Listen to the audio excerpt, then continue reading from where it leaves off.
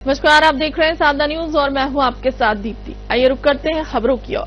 छत्तीसगढ़ के दंतेवाड़ा में सुरक्षा बलों को बड़ी सफलता मिली है, जिसमें डीआरजी और बस्तर फाइटर्स ने 45 लाख रुपए के नामी महिला नक्सली गुमा डिवेली रेणुका को मुठभेड़ में मार गिराया। पुलिस ने नक्सलियों की central regional bureau press team की इंचार्ज को ढेर किया है। देश में ऐसा पहली बार हुआ है। ये नक्सलियों के इस विंग की सबसे बड़ी लीडर थी। मारी गई महिला नक्सली रेणुका पर 45 लाख रुपए से ज्यादा का इनाम घोषित था। रेणुका छत्तीसगढ़, आंध्र प्रदेश, ओडिशा, तेलंगाना और महाराष्ट्र जैसे राज्यों में मोस्ट वांटेड थी। पुलिस ने एनकाउंटर में मार गिराया है।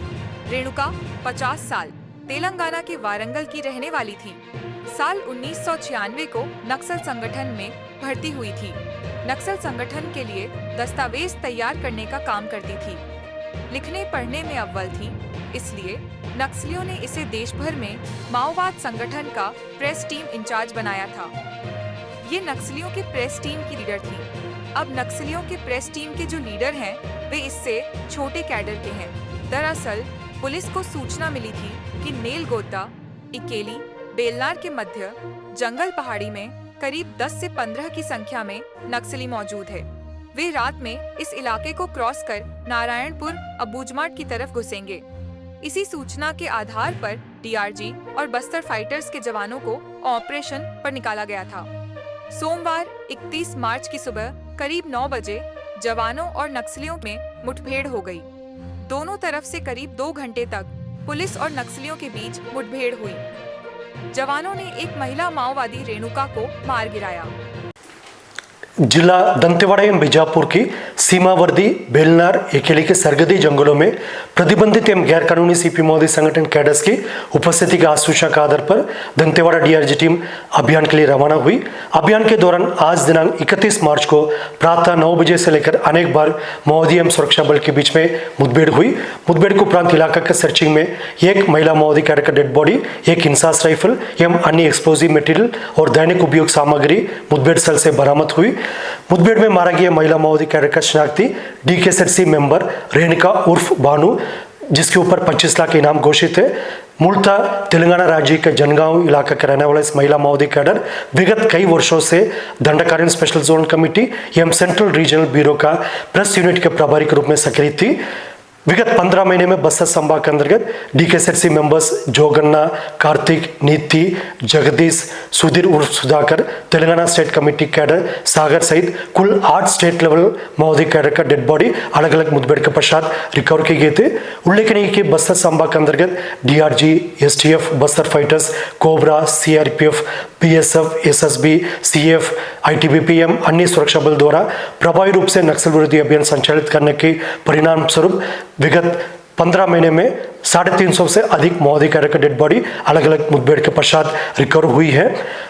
आने वाले समय में माओवादी कैडर के पास हिंसा त्याग कर आत्मसमर्पण करने के अलावा उनके पास और कोई शेष विकल्प नहीं बचा, अन्यथा उनका काफी गंभीर परिणाम को भुगतना पड़ जाएगा।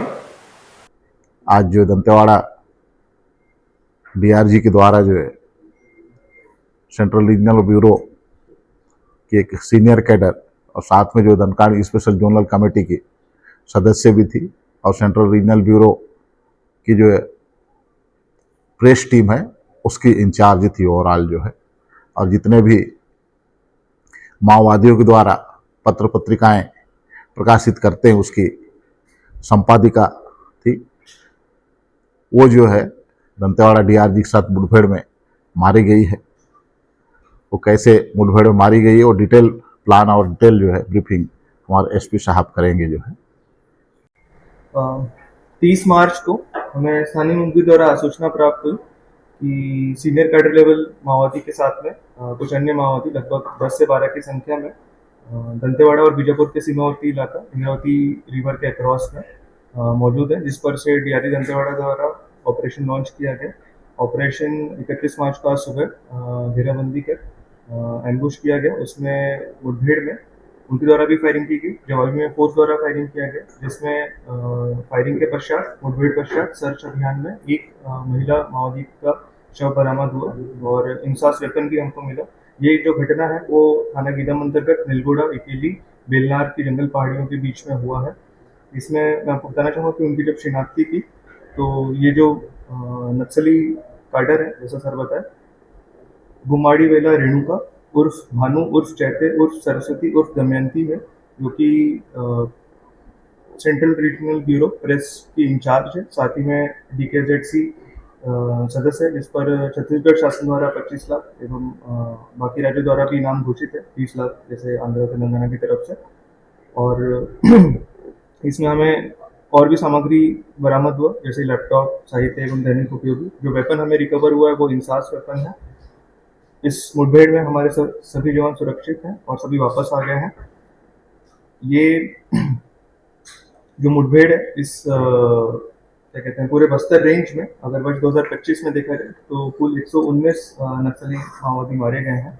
इसके बारे में और बताना चाहूँगा कि ये लगभग 1996 में भर्ती हुई थी। इसने एजुकेशन में LLB लॉ की डिग्री किया हुआ इन्होंने, और 1996 में भर्ती होने के बाद आंध्र प्रदेश में थी। फिर जो ZCM कृष्ण अन्ना के साथ काम किया इसे। 2003 में DVCM पद पर प्रमोशन हुआ इनका। 2006 में ये दक्षिण बस्तर में CCM जो दुल्ला दादा है उर्फ आनंद, उनके साथ काम किया। 2013 में इन्होंने मार्च क्षेत्र में आकर ZCM रमन्ना के साथ काम किया, और 2020 में DKZCM में के पद पर इनका प्रमोशन हुआ। Central regional bureau press team incharge बना।